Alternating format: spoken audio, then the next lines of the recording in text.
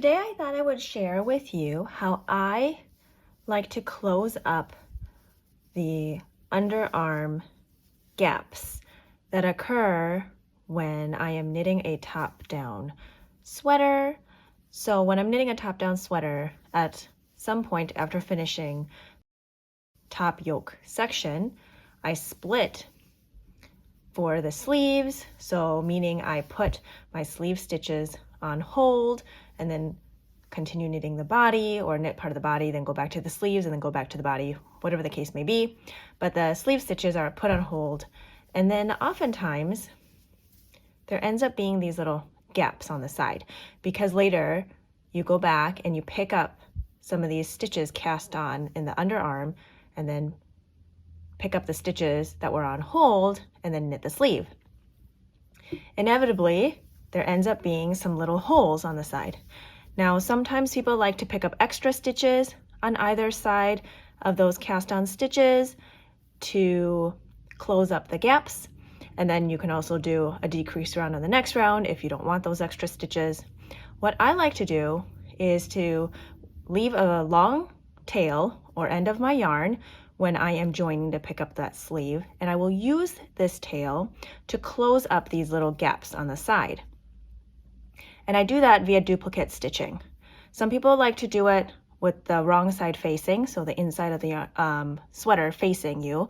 I like to do it with right side facing, that way I can see what it looks like from the right side. All I need is a yarn needle to do this. And another thing to note is that sometimes these stitches on the side can get a little bit loose, and what I've shown in a separate video, I'll link to it here, is that you can kind of tweak the tension of those stitches. So let's see if I can bring it closer here.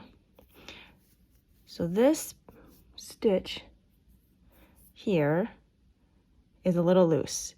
So I can follow that yarn by pulling on it a little bit and see which stitch it goes into next. And then I can tug on that one gently, tug on the next part of the leg of that stitch gently, and just even out that tension throughout so I don't have that one loose stitch there.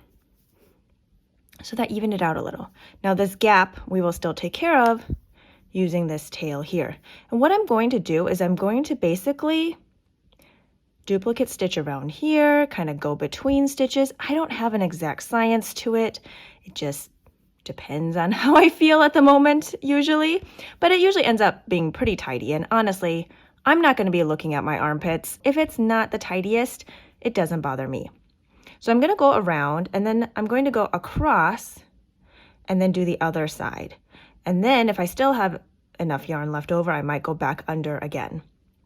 What this does is reinforce this area that's going to have a lot of high stress because of the weight of the sweater hanging down, the sleeve in your arm moving around a lot. So these are just high stress points anyway. So I feel like by duplicate stitching those parts, it just reinforces those stitches.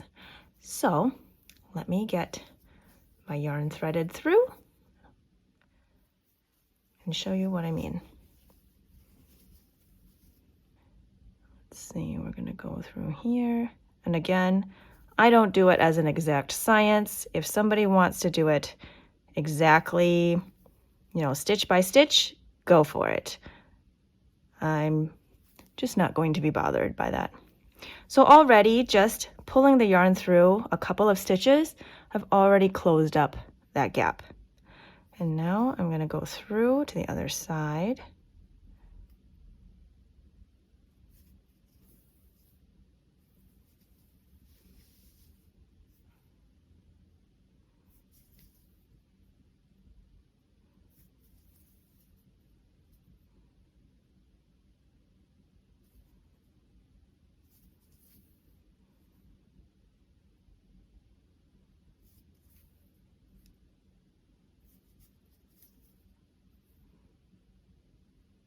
Okay, I've made it to the other side, and there's this big hole here that I want to close up.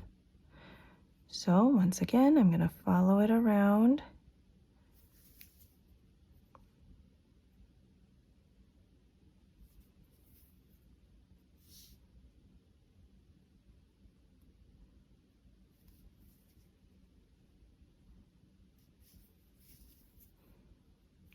No hole. It is all closed up. So now if I want to go back to the other side, I can, or I can just weave in the end inside. So I'm going to show you on another sweater here what it looks like. So here, this is worsted weight yarn, so the stitches will be bigger, the gaps might be slightly bigger, but this has been reinforced, and I wanted to show you this one because the fabric here is all stockinette, whereas the other one had ribbing detail in the underarm portion that goes down along the body and along the underside of the sleeve, so it just looks a little bit different. But then this one here is stockinette all throughout, and you can just easily duplicate stitch and then back around and just mimic the fabric that's already there while closing up the holes. I hope you found that little tip useful. Happy knitting!